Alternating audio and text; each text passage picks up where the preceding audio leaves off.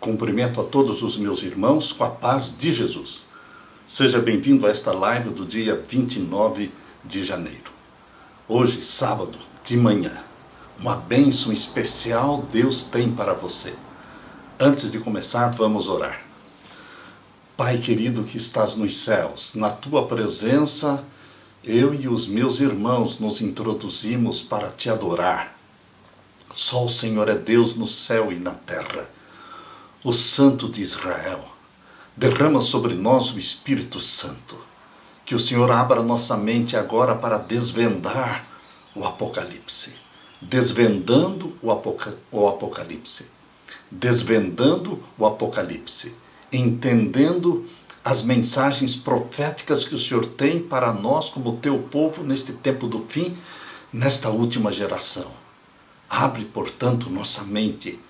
Unge-nos com o Espírito Santo, em nome de Jesus. Amém. Queridos, nós estamos iniciando uma série sobre desvendando o Apocalipse. Eu, particularmente, sou apaixonado pelo Apocalipse, porque é a revelação do nosso Senhor Jesus Cristo. Há pessoas que dizem, eu não gosto de profecia. Uma vez eu conheci um pastor que chegou na minha igreja e disse, eu não gosto de profecia e não gosto daqueles que gostam de profecia. Como pode? Como pode um servo de Deus não gostar de profecia? Não havendo profecia, o povo se corrompe. Queridos, Deus deu o dom profético para a sua igreja remanescente. Uma outra vez, conversando com outro pastor, ele disse, eu não vou conversar com você porque eu não entendo nada de profecia. Como, queridos? Nós precisamos entender do assunto da nossa missão aqui na Terra. A Igreja Adventista do Sétimo Dia é um movimento profético. Nasceu dentro de uma profecia de 2.300 anos, de Daniel 8,14. 2.300 anos que acabaram em 1844. E ali começou um movimento profético mundial. Portanto, nós temos dentro do calendário profético de Deus o nascimento deste movimento adventista mundial. E é requerido de mim e de você entendermos e também pregarmos a mensagem profética. Por isso vamos fazer esta série, Desvendando o Apocalipse. Hoje será somente a introdução, o capítulo 1 de Apocalipse. Queridos, abram a Bíblia. Abram a Bíblia aqui em Apocalipse capítulo 1. Aqui nós vamos ver Deus se comunicando com Jesus Cristo, o Pai se comunicando com o Filho, passando para ele o documento do Apocalipse. O conteúdo do Apocalipse, esta narrativa profética do Apocalipse, ela nasceu na mente de Deus, o Pai. E aqui diz em Apocalipse 1, verso 1, que foi o Deus Pai que transmitiu este documento, esta narrativa, este conteúdo profético para o Filho. E foi o Filho que transmitiu para o anjo Gabriel, seu anjo assistente, e o anjo transmitiu também para João. Vamos ler aqui Apocalipse 1, verso 1. Revelação de Jesus Cristo. Já começa falando que este documento apocalíptico é uma revelação de Jesus Cristo, a qual Deus lhe deu. Deus o Pai deu ao Filho esta revelação, este conteúdo, esta mensagem para os nossos dias, para esta última geração, para mostrar aos seus servos. Quem são os servos de Deus? Eu e você somos os servos do Altíssimo, os santos do Altíssimo, para mostrar aos seus servos as coisas que brevemente devem acontecer. O Apocalipse foi escrito, foi dado para o tempo do fim, para o tempo em que as profecias estivessem se cumprindo.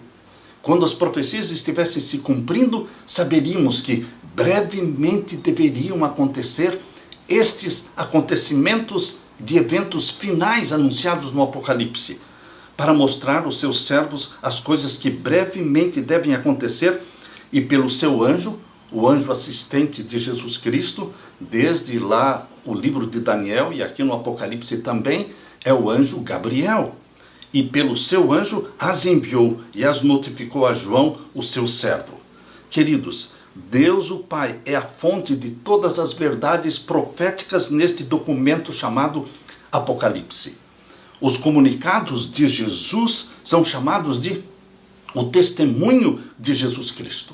Vamos ler então o verso 2, o qual testificou da palavra de Deus e do testemunho de Jesus Cristo e de tudo que tem visto. Jesus Cristo testificou da palavra que saiu da boca do Deus Pai. O testemunho de Jesus Cristo é exatamente o conteúdo que ele recebeu do Deus Pai e enviou para João. E João enviou para você. E agora o verso 3. Bem-aventurado aquele que lê e os que ouvem as palavras desta profecia e guardam as coisas que nela estão escritas, porque o tempo está próximo. Queridos, Deus está dando uma bênção àquele que lê, àquele que medita, àquele que guarda as palavras da profecia. Bem-aventurado aquele que lê, aqueles que ouvem as palavras desta profecia e guardam as coisas que nela estão escritas, porque o tempo está próximo. O primeiro autor do Apocalipse é o Deus Pai e nosso Senhor Jesus Cristo. Mas eles enviaram esta mensagem a João que estava preso na ilha de Patmos. É isso que está escrito aqui no capítulo 1, verso 9. Eu, João, que também sou vosso irmão e companheiro na aflição e no reino e paciência de Jesus Cristo, estava na ilha chamada Patmos, por causa da palavra de Deus e pelo testemunho de Jesus Cristo. Portanto, queridos, quem escreveu o Apocalipse foi João, o servo de Deus, o discípulo amado. Mas a origem é o Deus Pai e seu Filho Jesus Cristo. O destino dessas mensagens está claramente revelado aqui no capítulo 1, verso 4. João, às 7 igrejas que estão na Ásia. Portanto, Deus pediu que João escrevesse e enviasse para as 7 igrejas que estão na Ásia. Representam então os filhos de Deus espalhados pela Ásia Menor, que hoje é a Turquia. Deus escolheu 7 igrejas que existiam ali na Ásia Menor para enviar estas mensagens, e estas 7 igrejas também representam 7 grupos de filhos e filhas de Deus espalhados ao longo dos séculos, desde o ano 31, quando a igreja cristã foi fundada, até a volta de Jesus Cristo. A história do cristianismo está dividida em 7 fases, 7 grandes fases, representadas pelas 7 igrejas. Portanto, o destino final da mensagem é o povo de Deus, os santos do Altíssimo. Eles são o público-alvo. Quando nós estudamos o Apocalipse, queridos irmãos, nós percebemos que o tempo ele está presente na mente de Deus. É interessante que em todos os eventos anunciados por este livro apocalíptico, queridos, em todos os eventos, a questão da segunda vinda de Jesus Cristo, o tempo, é uma questão que se destaca. No primeiro verso do Apocalipse, Jesus afirma que seu conteúdo é para acontecer em breve. Em breve deve acontecer, capítulo 1, verso 1. Revelação de Jesus Cristo, a qual Deus lhe deu para mostrar aos seus servos as coisas que brevemente devem acontecer. Jesus já começou falando do tempo. Ao longo do livro do Apocalipse, você vai encontrar a preocupação de Deus sobre o tempo em que todas as coisas deveriam se cumprir. Daniel e Apocalipse são 2 livros que se completam, porque eles estão falando dos mesmos assuntos e eles foram escritos para o tempo do fim. O sonho de Daniel, capítulo 2, a grande estátua com cabeça de ouro, peito e braços de prata, e o quadril de bronze, e as pernas de ferro, e os pés em parte de ferro, em parte de barro. Este sonho está registrado lá em Daniel capítulo 2. Abra sua Bíblia em Daniel capítulo 2 e o verso 28. Também aqui Deus revelou para Daniel que era para o tempo do fim. Daniel capítulo 2 e o verso 28. Aqui nós lemos: mas há um Deus nos céus, o qual revela os segredos. Ele, pois, fez saber ao rei Nabucodonosor o que há de ser no fim dos dias. Queridos, o livro de Daniel foi escrito para o tempo do fim. Apocalipse também foi escrito para o tempo do fim, quando todas as coisas deveriam se cumprir. A segunda vinda de Jesus está presente no livro de Daniel, e a segunda vinda de Jesus é o tema principal do Apocalipse. O fim da história terrestre está no coração do Apocalipse. Nós lemos aqui em Apocalipse capítulo 1 e o verso 3. Apocalipse capítulo 1 e o verso 3. Aqui lemos: bem-aventurado aquele que lê e os que ouvem a palavra desta profecia e os que guardam as coisas que nela estão escritas, porque o tempo está próximo. O tempo está próximo. Em breve vai acontecer. O tempo está próximo é repetido muitas vezes no Apocalipse. Leia também Apocalipse capítulo 22. Apocalipse capítulo 22 e o verso 10. E disse-me: não seles as palavras da profecia deste livro, porque próximo está o tempo. Nós podemos dizer que o Apocalipse é a consumação de muitas outras profecias da Bíblia. Para reforçar isso mais profundamente, Deus informou a João de que este tempo era um tempo que se relacionava à segunda vinda de Jesus. Aqui em Apocalipse capítulo 1 e o verso 7. Não deixa dúvida de que quando fala o tempo está próximo, brevemente devem acontecer, estas expressões de tempo estão se referindo à segunda vinda de Jesus. Apocalipse 1, verso 7. Eis que vem com as nuvens, e todo o olho o verá, até os mesmos que o traspassaram, e todas as tribos da terra se lamentarão sobre ele. Sim, amém. Eis que ele vem com as nuvens. Quaisquer que sejam as mensagens, sinais ou eventos encontrados neste livro apocalíptico, eles devem ter uma orientação escatológica. A revelação começa falando da segunda vinda de Jesus, capítulo 1, e termina falando da segunda vinda de Jesus. Apocalipse capítulo 22, verso 6, nós lemos: e disse-me, estas palavras são fiéis e verdadeiras, e o Senhor, o Deus dos santos profetas, enviou o seu anjo para mostrar aos seus servos as coisas que em breve hão de acontecer. Percebam que o primeiro capítulo do Apocalipse está falando das coisas que breve devem acontecer. Eis que ele vem com as nuvens. E termina falando das coisas que breve devem acontecer. Capítulo 22, verso 6. E também o verso 7. Eis que presto venho. De novo, eis que presto venho significa eu estou às portas. Bem-aventurado aquele que guarda as palavras da profecia deste livro. E agora o verso 12. Eis que cedo venho, e o meu galardão está comigo para dar a cada um segundo a sua obra. Você está percebendo, queridos? Ao longo de todo o Apocalipse, estas expressões estão falando que Jesus Cristo voltará. Não foi um livro escrito para o primeiro século. O livro do Apocalipse foi escrito para o tempo do fim, para a nossa geração. E o capítulo 22, o último capítulo, verso 20, diz: aquele que testifica estas coisas diz: certamente cedo venho. Amém? Ora vem, Senhor Jesus. Queridos, Apocalipse começa e termina falando da gloriosa, da majestosa e amada segunda vinda de Jesus Cristo, nossa bendita esperança.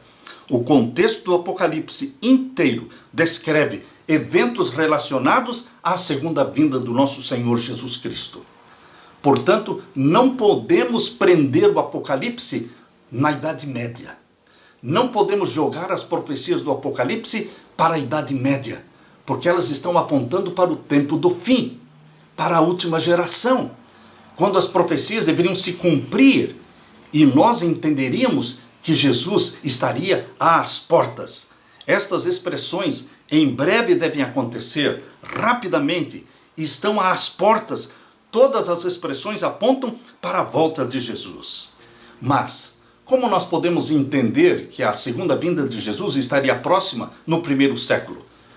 Porque na mente de Deus e na mente dos apóstolos, na mente dos judeus, na mente dos líderes religiosos do primeiro século e também da Idade Média e também da Reforma, e na mente dos pioneiros da Igreja Adventista, existia a semana de 7.000 anos, sendo 6.000 anos de pecado e o 7º milênio seria o povo de Deus no céu. Queridos, por isso, quando Jesus Cristo veio, já tinham se passado 4 dias de 1000 anos. E só faltavam mais 2 dias. Mais 2 dias de 1000 anos. Para que se completassem os 6.000 anos de pecado. Por isso, queridos, seriam os últimos dias. Mas este é somente um aspecto da expressão últimos dias que deveremos entender. Existe um outro aspecto que deveremos considerar. Existe uma segunda razão para o Apocalipse repetir tantas vezes que o tempo está próximo. É o contexto escatológico do Apocalipse, os eventos finais aqui profetizados. Quando todas estas profecias de Apocalipse que conduzem você para o tempo do fim, quando elas estivessem acontecendo, se cumprindo, você poderia entender que a volta de Jesus estaria às portas. No momento do cumprimento das profecias, a vinda de Jesus estaria próxima, porque ocorreria rapidamente. Apocalipse retrata um Salvador trabalhando pelo seu povo, andando no meio do seu povo, como está ali em Apocalipse capítulo 1, quando fala de Jesus andando no meio dos 7 castiçais, que representam as 7 igrejas, mostra Jesus presente, constante na vida do seu povo. Jesus não está distante, Jesus está perto, está junto com o seu povo, andando no meio do seu povo. É assim que a Bíblia retrata Jesus Cristo em Apocalipse capítulo 1. Queridos, Apocalipse mostra Jesus Cristo trabalhando a favor do seu povo. Ele é a fiel testemunha. Abra sua Bíblia em Apocalipse capítulo 1, verso 4 e 5. João, às 7 igrejas que estão na Ásia, graça e paz seja convosco da parte daquele que é, e que era, e que há de vir, e da dos 7 espíritos que estão diante do seu trono. Aqui no verso 4, existe uma saudação que vem da parte do Deus Pai. Veja aqui no verso 4, João está falando de uma saudação ao Deus Pai. Graça e paz seja convosco da parte daquele, da parte do Deus Pai, que é, e que era, e que há de vir, e da dos 7 espíritos que estão diante do seu trono. E também é uma saudação que vem de Jesus Cristo, verso 5, e da parte de Jesus Cristo. Você está percebendo? Verso 4 fala do Deus Pai, verso 5 fala de Jesus Cristo. E da parte de Jesus Cristo, que é a fiel testemunha. Por que Jesus é a fiel testemunha? Porque ele testifica de tudo que ele ouviu e recebeu do Pai. Ele transmite isso ao servo João. Por isso ele é uma fiel testemunha. Fiel testemunha, primogênito dos mortos. Por que a Bíblia fala que Jesus Cristo é o primogênito dos mortos? A palavra primogênito significa o mais importante.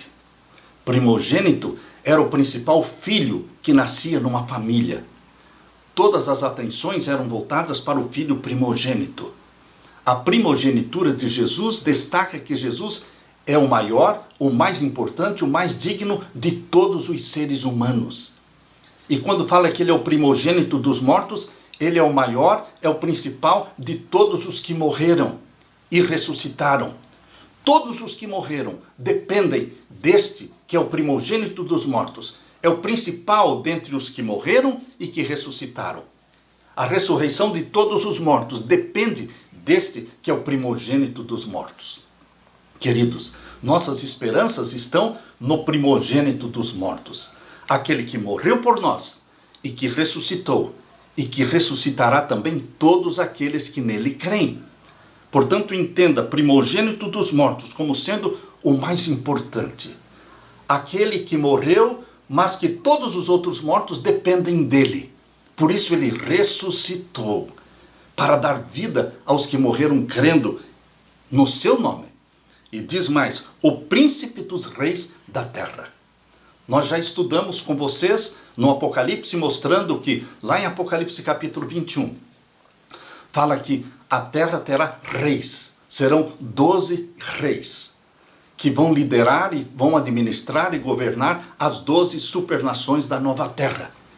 Estes 12 reis estão todos debaixo da tutela e do poder do Rei dos Reis, que é chamado aqui no capítulo 1, verso 5, de o príncipe dos reis da terra. é Jesus Cristo. Ele é a fiel testemunha, ele é o primogênito dos mortos, porque todos os que morrem dependem de Jesus Cristo para serem ressuscitados, e também ele é o príncipe dos reis da terra.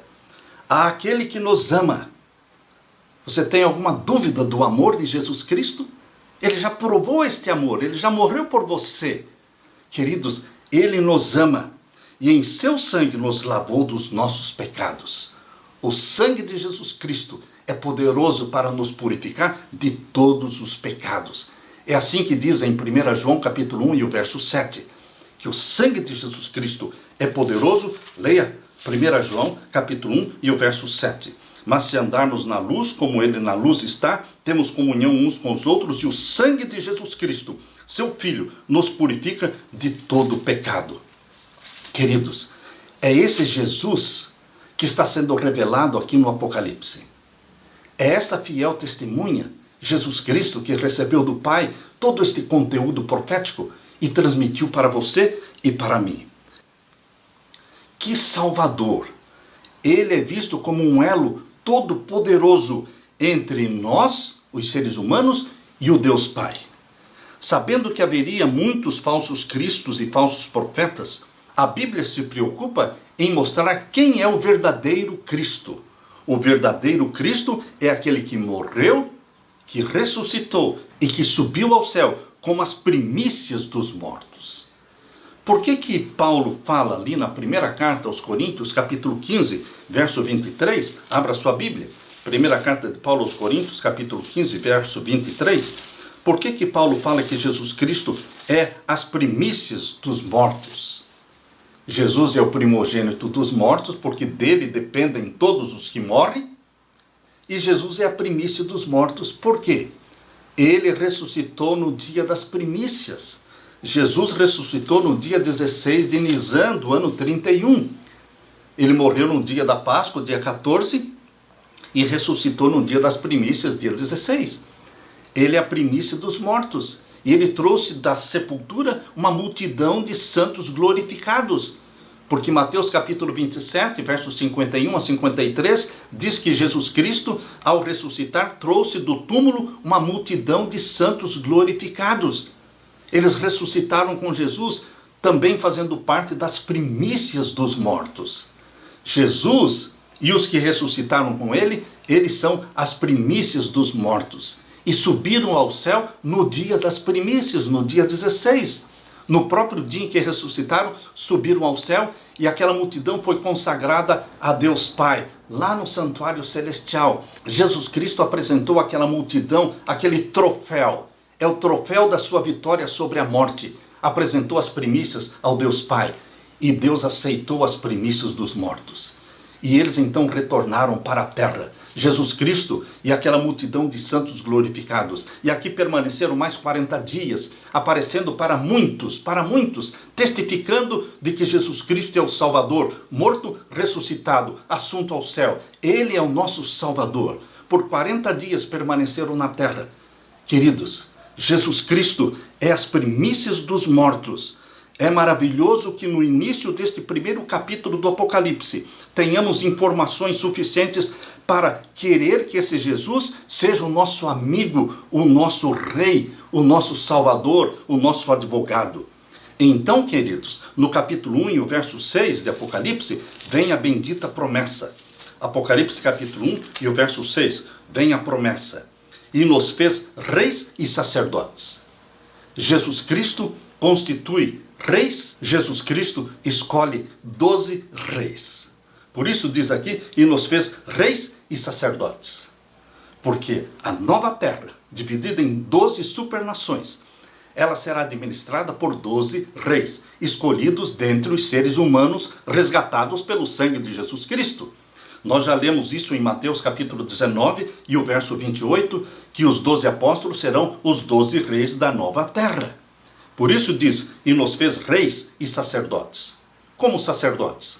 Aqui está falando do sacerdócio de todos os crentes, porque você e eu somos sacerdotes de Deus aqui na terra, no sentido de estarmos intercedendo pelos pecadores, orando por eles, levando Jesus Cristo para eles. É o sacerdócio de todos os santos.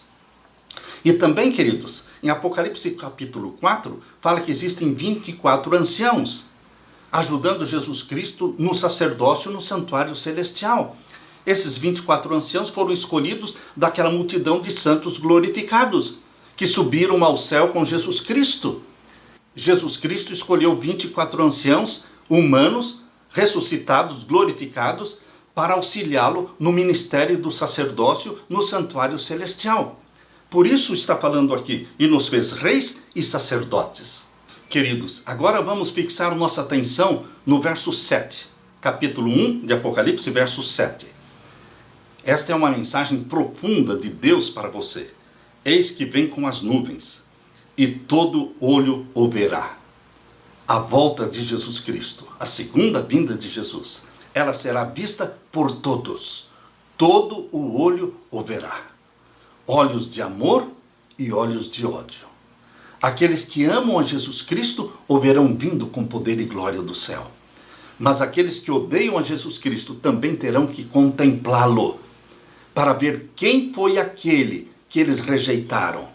Até mesmo aqueles que participaram da crucifixão de Jesus Cristo, como diz aqui o verso 7. Eis que vem com as nuvens e todo olho o verá, até os mesmos que o traspassaram. Até aqueles que participaram da crucifixão de Jesus ressuscitarão para verem Jesus descendo com poder e glória do céu. Queridos, aqui está falando de uma ressurreição. Não é uma ressurreição geral. É uma ressurreição especial. Esta ressurreição do capítulo 1, verso 7, está conectada, está relacionada à ressurreição de Daniel capítulo 12 e o verso 2. Daniel capítulo 12 e o verso 2. Aqui nós lemos: E muitos dos que dormem no pó da terra ressuscitarão, uns para a vida eterna, e outros para a vergonha e desprezo eterno. A serva de Deus, Ellen White, ela usou este texto de Daniel 12, verso 2, junto com Apocalipse 1:7, para falar da ressurreição especial, que acontece um pouco antes da segunda vinda de Jesus. Queridos, no final dos 1290 dias, aqui de Daniel capítulo 12, verso 11, fala dos 1290 dias. Esses 1290 dias começam com um decreto dominical universal e se estendem até o final, quando os santos que morreram na fé da mensagem do terceiro anjo, todos os que morreram crendo em Jesus Cristo como Salvador, guardando os seus mandamentos de 1844 para cá, eles ressuscitarão um pouco antes da volta de Jesus. Será no final dos 1290 dias. É uma ressurreição especial de santos glorificados. Mas também inclui uma ressurreição dos ímpios que participaram da crucifixão de Jesus. Por isso é uma ressurreição parcial de santos e de ímpios. Diz aqui Daniel 12, verso 2, e muitos dos que dormem no pó da terra, não são todos, não é uma ressurreição geral esta do verso 2, e muitos dos que dormem no pó da terra ressuscitarão, uns para a vida eterna e outros para vergonha e desprezo eterno. Quando você junta este verso com Apocalipse capítulo 1 e o verso 7, você entende que aqueles que participaram da crucifixão de Jesus, eles ressuscitarão um pouco antes, para verem quem foi aquele que eles mataram. Por isso diz aqui Apocalipse 1:7, eis que vem com as nuvens e todo olho o verá, até os mesmos que o traspassaram. E ainda mais, aqui no verso 7 diz que a volta de Jesus será visível a todas as tribos da terra, todas as nações, cristãs e pagãs. Creiam ou não em Jesus Cristo, eles assistirão à segunda vinda de Jesus com poder e glória. Os santos, ao contemplarem a glória e o resplendor da segunda vinda de Jesus, serão transformados de mortais para imortais. Serão glorificados. Mas os ímpios, as nações que rejeitaram a Cristo como Messias, como Salvador, estes serão destruídos na segunda vinda de Jesus. Por isso diz aqui que a segunda vinda de Jesus será visível a todo olho, a todas as nações. Eis que vem com as nuvens e todo olho o verá. Até os que o traspassaram, e todas as tribos da terra se lamentarão sobre ele. Sim, amém. Queridos, a Bíblia fala claramente da segunda vinda de Jesus de forma visível. de forma literal, de forma corpórea. Ele vem com todos os anjos. Será visto por todas as tribos e nações da terra. Agora capítulo 1, verso 8 de Apocalipse. Apocalipse capítulo 1, verso 8. Eu sou o Alfa e o Ômega. Aqui é o Deus Pai quem está falando. O testemunho, a mensagem, nasceu na mente do Deus Pai. Por isso, é o Deus Pai que está falando, verso 8. Eu sou o Alfa e o Ômega, o princípio e o fim, diz o Senhor. Que Senhor? O Deus Pai, que é, e que era, e que há de vir, o Todo-Poderoso. Mas para que você não pense que somente o Pai é o Todo-Poderoso, para que você não pense que somente o Pai é o Alfa e o Ômega, ainda no capítulo 1, queridos, no próprio capítulo 1, nós vamos ver aqui no verso 17. Agora o capítulo 1, verso 17 está falando do Filho. E eu, quando João viu a Jesus Cristo em visão, caí aos seus pés como morto. E ele pôs sobre mim a sua destra, sua mão direita, dizendo-me, não temas, eu sou o primeiro e o último. Jesus Cristo é o primeiro e o último. Jesus Cristo também é o Alfa e o Ômega. Porque a expressão Alfa e Ômega significa primeiro e último. Porque Alfa é a primeira letra do alfabeto grego e Ômega é a última. É o mesmo sentido. Eu sou o primeiro e o último. Eu sou o Alfa e o Ômega. A eternidade atribuída ao Pai também é a mesma eternidade atribuída ao Filho. Quando nós lemos aqui em Apocalipse 1, verso 8, do Pai, mostra que o Pai está envolvido, está inteirado com a história da família humana, a história dos pecadores. Nada que acontece para nós está fora do seu alcance. O Deus Pai também é o seu amigo. Em Jesus Cristo você está sendo reconciliado com o Pai. Deus, o Pai, é parte da história redentora, do começo ao fim, sendo que a expressão primeiro e último, Alfa e Ômega, elas são usadas para o Deus Pai e também para Jesus Cristo. Isto mostra que o Pai e o Filho estão juntos na salvação dos pecadores do começo ao fim. Jesus é chamado Alfa e Ômega em Apocalipse capítulo 22, verso 13. Apocalipse capítulo 22, verso 13. Eu sou o Alfa e o Ômega, o princípio e o fim, o primeiro e o derradeiro. Todas as expressões usadas para o Pai são expressões também usadas para o Filho. Leio de novo, Apocalipse 22 e o verso 13. Eu sou o Alfa e o Ômega, é Jesus que está falando. E eu sou o princípio e o fim. E eu sou o primeiro e o derradeiro. Você está vendo? Isso aqui enfatiza, queridos, o vínculo que existe entre o Pai e o Filho. Deus deixou isso registrado para refutar, para eliminar a ideia de que Jesus Cristo não é eterno. Ele é o Alfa e o Ômega, assim como o Pai é Alfa e Ômega. Ele é primeiro e último, assim como o Pai é o primeiro e o último. Ele é o princípio e o fim, assim como o Pai é o princípio e o fim. Queridos, Jesus é revelado em Apocalipse capítulo 1 em seus papéis importantes, nas suas funções sacerdotais no céu. Apocalipse capítulo 1 introduz Jesus Cristo no santuário celestial. Mostra Jesus Cristo no lugar santo do santuário celestial, andando no meio dos 7 castiçais. Os 7 castiçais, o candeeiro com 7 lâmpadas, ele estava no lugar santo do santuário terrestre e está no lugar santo do santuário celestial. Portanto, nós lemos aqui em Apocalipse capítulo 1, verso 9 em diante. Eu, João, que também sou vosso irmão e companheiro na aflição, quando você estiver afligido, quando você estiver sofrendo, Jesus também sofreu, João, o discípulo amado, também sofreu, companheiro na aflição e no reino e paciência de Jesus Cristo, estava na ilha chamada Patmos, onde ele foi isolado, onde ele foi mandado preso, por causa da palavra de Deus e pelo testemunho de Jesus Cristo. E agora diz o verso 10, eu fui arrebatado em espírito no dia do Senhor. João recebeu esta revelação de Jesus Cristo.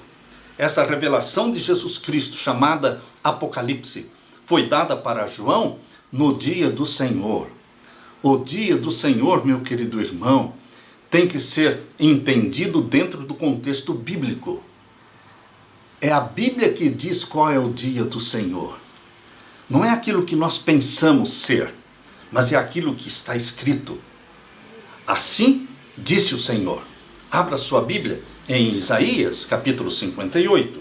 Isaías capítulo 58 vai dizer para você qual é o dia do Senhor. Aqui nós lemos Isaías 58 e o verso 13. Se desviares o teu pé do sábado, e de fazer a tua vontade no meu santo dia, e se chamares ao sábado deleitoso, e santo dia do Senhor, digno de honra. Você está percebendo? A Bíblia explica a Bíblia. Lá em Apocalipse 1:10, diz que João foi arrebatado em espírito no dia do Senhor. E a Bíblia diz que o dia do Senhor é o sábado. Não é o domingo, não é o primeiro dia da semana, mas é o sétimo dia da semana, é o santo sábado. Se desviares o teu pé do sábado, e de fazer a tua vontade no meu santo dia, e se chamares ao sábado deleitoso, e santo dia do Senhor, digno de honra, e o honrares, não seguindo os teus caminhos, nem pretendendo fazer a tua própria vontade, nem falar as tuas próprias palavras, então existe uma bênção para você. Então te deleitarás no Senhor, e te farei cavalgar sobre as alturas da terra, e te sustentarei com a herança do teu pai Jacó, porque a boca do Senhor o disse. Queridos, voltando para Apocalipse 1:10, o dia do Senhor é o sábado. Foi num dia de sábado que Jesus Cristo se revelou a João na ilha de Patmos e transmitiu para ele todo este documento profético chamado Apocalipse, que veio da mente do Deus Pai. Foi passada para Jesus Cristo. E através do anjo Gabriel foi passada para João. Foi num dia de sábado. Apocalipse 1:10. E fui arrebatado em espírito no dia do Senhor. E ouvi detrás de mim uma grande voz como de trombeta. Uma voz poderosa. Verso 11. Que dizia: escreve-o num livro e envia-o às 7 igrejas que estão na Ásia. A Éfeso, a Esmirna, a Pérgamo, a Tiatira, a Sardo, a Filadélfia e a Laodiceia. Foi Deus quem escolheu as 7 igrejas a dedo. De muitas igrejas que existiam espalhadas pela Ásia Menor, que hoje é a Turquia, Deus escolheu a dedo 7, porque aquelas 7 igrejas representariam a história do seu povo, 7 fases, 7 capítulos da história do cristianismo ao longo dos séculos. E o próprio nome destas 7 igrejas representa a condição espiritual dos cristãos naquele período. Éfeso é a primeira igreja mencionada que representa a história do cristianismo no seu início, do ano 31 até o ano 100. Este é o período chamado de Éfeso. Esmirna é o período da história do cristianismo que foi do ano 100 ao ano 313. Um período de perseguição. Nós ainda vamos estudar futuramente com vocês a história das 7 igrejas. A igreja de Pérgamo. A igreja de Pérgamo representa a história do cristianismo do ano 313 até o ano 538. Foi o período da apostasia da igreja cristã, o período de Pérgamo, 313 a 538. E então fala de Tiatira, é o período de perseguição ao povo de Deus, de 538 a 1517. E então vem Sardo, que é o período da Reforma Protestante, de 1517 até 1798. E então vem o período de Filadélfia, que é a igreja que não recebeu nenhuma repreensão, a igreja dos missionários. Filadélfia quer dizer amor fraternal. Foi do ano de 1798 a 1844. E então vem Laodiceia, povo do juízo. É o tempo final, tempo do julgamento de Deus, quando Jesus Cristo julgaria todos, começando pelos mortos em 1844. E este juízo vai passar para os vivos. Logo que o decreto dominical seja aprovado, virá então o julgamento dos vivos. Queridos, essa última igreja, Laodiceia, é a igreja que existiria na terra no tempo do fim, no tempo do juízo, 1844 até o fim. E agora o verso 12. E virei-me para ver quem falava comigo. E quando João virou, o que ele viu? Virando-me, vi 7 castiçais de ouro, o candeeiro com 7 lâmpadas do santuário celestial. João contemplou em sua visão o lugar santo do santuário celestial, porque o ministério de Jesus começou no lugar santo. Desde que ele subiu ao céu no ano 31 até 1844, Jesus exerceu a função de mediador e sacerdote nosso. Não juiz ainda. O juízo só começou em 1844. Mas durante esses primeiros 1800 anos, aqui está mostrando Jesus Cristo andando no meio das 7 igrejas, no meio dos 7 castiçais, no lugar santo do santuário celestial. E virando-me, vi 7 castiçais de ouro, e no meio dos 7 castiçais, um semelhante ao Filho do Homem. Ele não estava na ponta, ele estava no meio dos 7 castiçais. Mostra a presença de Jesus Cristo com a sua igreja, com o seu povo, durante todo este período de mais de 1800 anos. Aqui diz, vestido até aos pés, de um vestido comprido e cingido pelos peitos, com um cinto de ouro. E o verso 14 diz, e a sua cabeça e cabelos eram brancos como a lã branca, como a neve, e os seus olhos como chama de fogo. E o verso 15, e os seus pés semelhantes a latão reluzente, como se tivessem sido refinados numa fornalha, e a sua voz como a voz de muitas águas. E ele tinha na sua destra, na sua mão direita, 7 estrelas, e da sua boca saía uma aguda espada de 2 fios, e o seu rosto era como o sol, quando na sua força resplandece. Queridos, aqui está uma descrição majestosa de Jesus Cristo, nosso sacerdote no santuário celestial. Esta vestimenta longa, vestido até os pés, diz aqui, o verso 13 diz, no meio dos 7 castiçais, um semelhante ao Filho do Homem, vestido até os pés, um vestido comprido. O que significa? Esta era a vestimenta do sumo sacerdote, conforme você pode ler em Êxodo capítulo 28, verso 4, em Zacarias capítulo 3, verso 4, e em Daniel capítulo 10, verso 5. Essa era a vestimenta do sumo sacerdote. Jesus é o nosso sumo sacerdote. É ele que foi visto por João andando no meio dos 7 castiçais. Aqui diz também no verso 13, ele estava cingido pelos peitos com um cinto de ouro. Este cinto de ouro representa que ele é o governante, ele é o rei, ele é a figura exaltada. E aqui fala ainda no verso 14, a sua cabeça e cabelos eram brancos como a lã branca, um símbolo de sabedoria eterna.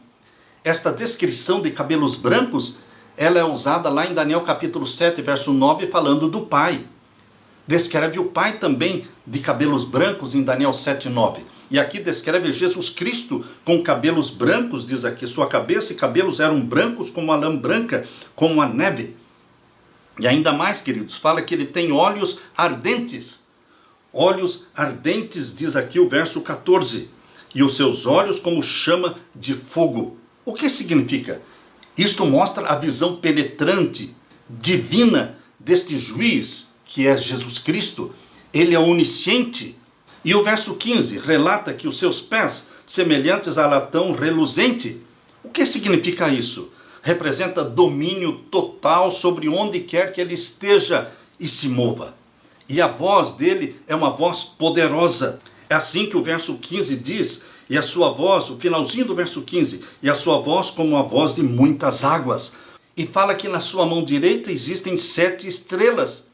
Revelam o quê? A proteção e o cuidado de Jesus Cristo com os líderes e com os membros da igreja cristã durante todo o período das 7 igrejas. E ainda menciona que existe uma espada aguda que sai da sua boca. Leia comigo agora o verso 16. Ele tinha na sua destra 7 estrelas, e da sua boca saía uma aguda espada de 2 fios. Essa espada aguda de 2 fios é a palavra de Deus. Jesus Cristo é a palavra de Deus. Ele tem autoridade judicial. E o verso 16 ainda fala do rosto de Jesus Cristo. O seu rosto era como o sol, quando na sua força resplandece. Queridos, sua glória, sua divindade, ela está aparecendo no rosto de glória que é descrito aqui por João no capítulo 1 e o verso 16. Queridos, neste primeiro capítulo do Apocalipse, Até agora tivemos o privilégio de ver Jesus Cristo como um associado soberano com o Deus Pai. É um trabalho em conjunto com o Pai. Uma testemunha fiel é Jesus Cristo de todo o conteúdo transmitido pelo Pai. Todas as profecias do fim dos tempos. Ele, Jesus Cristo, é um Salvador apaixonado pela humanidade que exercerá suas funções de sacerdote, de rei, de juiz ao longo dos eventos registrados no Apocalipse. Existe ainda uma outra mensagem profunda a respeito do nosso Salvador Jesus Cristo. Aqui diz o capítulo 1 e o verso 18. Leia comigo. E o que vivo e fui morto. Eu sou o que vivo, mas eu fui morto. Queridos, o que é que Jesus está falando? Jesus está falando que ele morreu. Literalmente ele morreu por você. Mas ele não ficou morto. A sepultura está vazia. O túmulo está aberto. Ele ressuscitou. E ele trouxe com ele da sepultura uma multidão de santos glorificados. Eles ascenderam ao céu com Jesus Cristo. E continua o verso 18. Mas eis aqui estou vivo para todo sempre. Estou vivo para todo sempre. Eternamente estarei vivo. Eternamente todos os glorificados filhos de Deus também estarão vivos. A eternidade do nosso Senhor Jesus Cristo é a mesma eternidade que Ele está oferecendo para aqueles que creem nele. Queridos, de acordo com Paulo, o último inimigo que será abolido é a morte. 1 Coríntios capítulo 15, verso 26. O último inimigo que será abolido é a morte. Porque Cristo quebrou as algemas da morte. Porque Cristo venceu todo o poder demoníaco, simbolizado pelo Hades, pela sepultura. Ele agora tem as chaves e autoridade sobre esse domínio. Por isso aqui no capítulo 1, verso 18 diz: eu tenho as chaves da morte e do inferno. Hades, quer dizer sepultura. Isso representa o domínio total do nosso Senhor Jesus Cristo. Ele derrotou os poderes do mal, ele derrotou as forças gêmeas da morte e do inferno e tem o controle. Ele ganhou o domínio sobre as forças cósmicas malignas. A literatura judaica afirma que esse poder pertence somente a Deus. Mas aqui no Apocalipse mostra que Jesus Cristo tem esse poder. Por quê? Porque Jesus Cristo é Deus. Jesus é Deus. Sua eternidade é enfatizada aqui na Bíblia, quando fala que ele permanece para todo sempre, no verso 18. Essa eternidade ele oferece a todos os que nele creem. A ressurreição de todos os que morreram no Senhor agora faz parte da esperança cristã. Em 1 Tessalonicenses capítulo 4, fala desta bendita esperança de todos aqueles que morrem em Cristo Jesus. Olha, leia comigo. 1 Tessalonicenses capítulo 4, vamos ler o verso 13. Não quero, porém, irmãos, que sejais ignorantes acerca dos que já dormem, ou seja, dos que morreram, para que não vos entristeçais, como os demais que não têm essa esperança. Quem não tem a esperança da ressurreição na segunda vinda de Jesus, se desespera quando o seu ente querido morre, porque eles não têm a luz no fundo do túnel, não tem esta luz da bendita esperança da ressurreição. Por isso Paulo está escrevendo para que você se console, para que você saiba que você vai receber de volta os seus queridos. E agora diz aqui o verso 16, porque o mesmo Senhor descerá do céu, Jesus Cristo, com alarido, com voz de arcanjo, com a trombeta de Deus, e os que morreram em Cristo ressuscitarão primeiro. Aleluia, bendito seja Deus. Todos os que morreram em Cristo ressuscitarão primeiro. Isto significa que existe uma segunda ressurreição. Os salvos ressuscitam primeiro, na segunda vinda de Jesus. E os ímpios ressuscitam depois, na segunda ressurreição, que será no final dos 1000 anos, conforme diz em Apocalipse capítulo 20. Queridos, aqui diz o verso 17 ainda. Depois nós, os que ficarmos vivos, agora Paulo está falando dos que não vão morrer, daqueles que ficaram vivos até a volta de Jesus e que serão transformados num abrir e fechar de olhos, de mortais para imortais, serão glorificados pelo resplendor da volta de Jesus. Depois nós, os que ficarmos vivos, seremos arrebatados com quem? Juntamente com eles. Eles quem? Os que foram ressuscitados, do verso 16. Os que morreram em Cristo são ressuscitados, glorificados. Depois os santos vivos são glorificados também. E juntamente com os santos ressuscitados, eles ascendem para o céu. Depois nós, os que ficarmos vivos, seremos arrebatados juntamente com eles nas nuvens. Vamos encontrar Jesus nas nuvens, a encontrar o Senhor nos ares, e assim estaremos sempre com o Senhor, para sempre. Nunca mais vamos nos separar. E o verso 18, portanto consolai-vos uns aos outros com estas palavras. Queridos, que bendita esperança, que bendita promessa. A segunda vinda de Jesus é a mais bendita mensagem, mais bendita promessa em todo o Novo Testamento, queridos. O Novo Testamento, repetidas vezes, está falando Jesus vai voltar. Assim como no Apocalipse, a expressão em breve devem acontecer, eis que estou à porta. Isto reflete uma mensagem que está presente em toda a Bíblia. Você pode ler em Tito capítulo 2, verso 13. Ali diz, aguardando a bem-aventurada esperança e o aparecimento da glória do grande Deus e nosso Salvador Jesus Cristo. Segunda vinda de Jesus. Você pode ler também em Apocalipse 1, 7. Eis que ele vem com as nuvens e todo olho o verá. Você pode ler também em Apocalipse capítulo 16, verso 15. Eis que venho como ladrão. Apocalipse 16, verso 15. Bem-aventurado aquele que vigia e guarda suas vestes, para que não ande nu e não vejam a sua vergonha. Apocalipse 16, verso 15. E também Apocalipse 3, 3. Lembra-te, pois, do que tens recebido e ouvido, guarda-te e arrepende-te. Se, pois, não vigiares, virei sobre ti como ladrão, e não saberás a que hora virei sobre ti. Falando da segunda vinda de Jesus Cristo. Agora leia comigo Apocalipse 3, verso 11. Eis que venho sem demora. Guarda o que tens, para que ninguém tome a tua coroa. Agora leia comigo o capítulo 4 e o verso 8. E os 4 seres viventes tinham cada um de per si 6 asas, e ao redor e por dentro estavam cheios de olhos, e não descansam nem de dia nem de noite, dizendo, Santo, Santo, Santo, é o Senhor Deus Todo-Poderoso, que era, e que é, e que há de vir. Há de vir. Está falando da segunda vinda do nosso Senhor Jesus Cristo. Agora leia comigo também Apocalipse 22 e o verso 7. Apocalipse 22, verso 7. Eis que presto venho. Bem-aventurado aquele que guarda as palavras da profecia deste livro. E agora capítulo 22, verso 12. Eis que cedo venho, e o meu galardão está comigo para dar a cada um segundo as suas obras. E agora o verso 20, capítulo 22, verso 20. Aquele que testifica estas coisas diz, certamente cedo venho. Amém. Ora vem, Senhor Jesus. Queridos, a volta de Jesus Cristo é o tema do Apocalipse. A sua vida precisa ser incendiada com esta bendita esperança da volta de Jesus Cristo.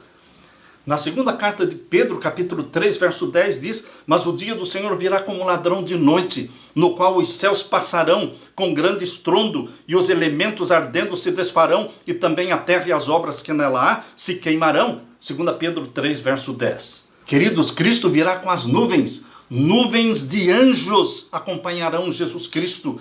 A Bíblia não fala da segunda vinda de Jesus de forma invisível, não, de forma secreta, mas todo olho o verá. Quando ele vier, todos saberão que ele chegou. Mateus capítulo 24, verso 30, diz claramente, então aparecerá no céu o sinal do Filho do Homem, e todas as tribos da terra se lamentarão e verão o Filho do Homem vindo sobre as nuvens do céu com poder e grande glória. Mateus 24, 30. Queridos, o povo de Deus sabe que este é o sinal do Filho do Homem. A nuvem se aproxima. Em silêncio solene, eles a contemplam enquanto ela se aproxima da terra, tornando-se mais leve e gloriosa, até que se torna uma grande nuvem branca. Na sua base existe uma glória como fogo consumidor, e acima dela o arco-íris do pacto. Jesus cavalga como um poderoso conquistador, e os exércitos do céu o seguem. Com hinos de melodia celestial, os santos anjos, uma vasta e incontável multidão, acompanham Jesus Cristo em seu caminho. Nenhuma caneta humana pode retratar a cena, nem a mente mortal é adequada para conhecer o seu esplendor. Sua glória cobriu os céus, e a terra se encheu do seu louvor, e o seu resplendor era como a luz. Apocalipse 3, versos 3 e 4. À medida que a nuvem viva se aproxima ainda mais, todo olho contempla o príncipe da vida. Nenhuma coroa de espinhos agora mancha essa cabeça sagrada, mas um diadema de glória repousa sobre sua testa sagrada. Seu semblante supera o brilho deslumbrante do sol do meio-dia, e na sua veste e na sua coxa tem escrito o nome Rei dos Reis e Senhor dos Senhores. Apocalipse 19, verso 16. Queridos, essa é a mensagem de Jesus no Apocalipse para você. Desvendando o Apocalipse é para trazer reavivamento, para acender em você a bendita chama da segunda vinda de Jesus. É isso que eu quero deixar com você. Esta chama da bendita volta de Jesus Cristo. Que você se inflame com isto. Que você viva pensando nisso. Que você se prepare com a sua família para a segunda vinda do nosso Senhor Jesus Cristo. Essa é a mensagem de esperança e de alegria e de conforto que eu deixo com você hoje. Deixo também com você, meu querido irmão, minha querida irmã, a paz do meu Jesus. Amém.